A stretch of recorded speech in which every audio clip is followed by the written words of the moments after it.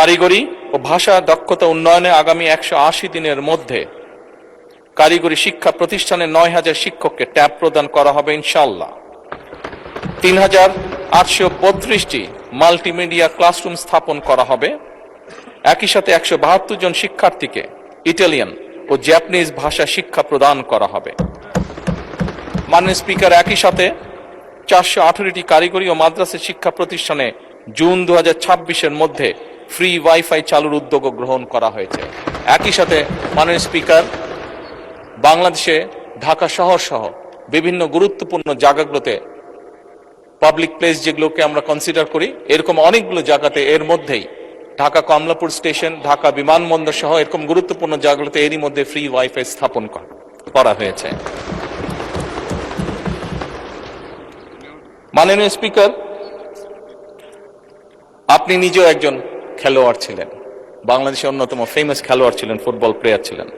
সারা দেশের শহর এবং গ্রাম অঞ্চলে খেলার মাঠ নির্ধারণ ও অবকাঠামো উন্নয়নে কর্মকৌশল নির্ধারণের জন্য কেন্দ্রীয় পর্যায়ে এরই ভিতরে কমিটি গঠন করা হয়েছে।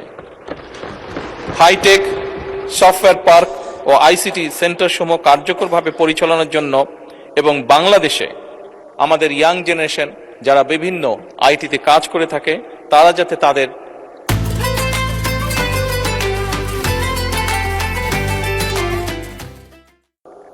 আর্থিক বা যেই অর্থ তারা সঞ্চয় করে থাকে এটি যাতে স্বাচ্ছন্দ্যে তারা এই দেশে নিয়ে আসতে পারে, সেই জন্য পেপলের কার্যক্রম আরম্ভ করার কার্যকর উদ্যোগ এরই মধ্যে গ্রহণ করা হয়েছে এবং এর জন্য একটি কমিটিও গঠন করা হয়েছে।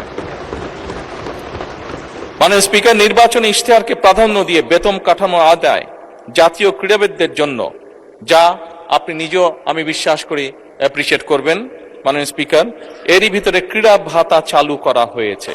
প্রাথমিক পর্যায়ে 500 জন ক্রীড়াবিদকে এই ভাতার আওতায় আনার পরিকল্পনা নেওয়া হয়েছে, যার মধ্যে মাননীয় স্পিকার এরই ভিতরে 129 জন আন্তর্জাতিক বিষয়ে সাফল্য অর্জনকারী ক্রীড়াবিদকে এরই ভিতরে ভাতা প্রদান করা হয়েছে।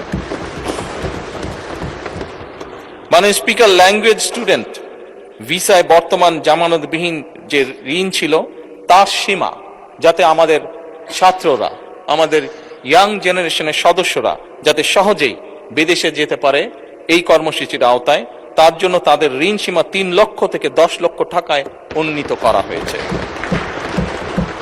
জাপানগামী শিক্ষার্থীদের জন্য ভিসা সিওই এর ভিত্তিতে এই ঋণ প্রদান সহজকরণ করা হয়েছে আগের থেকে অনেক।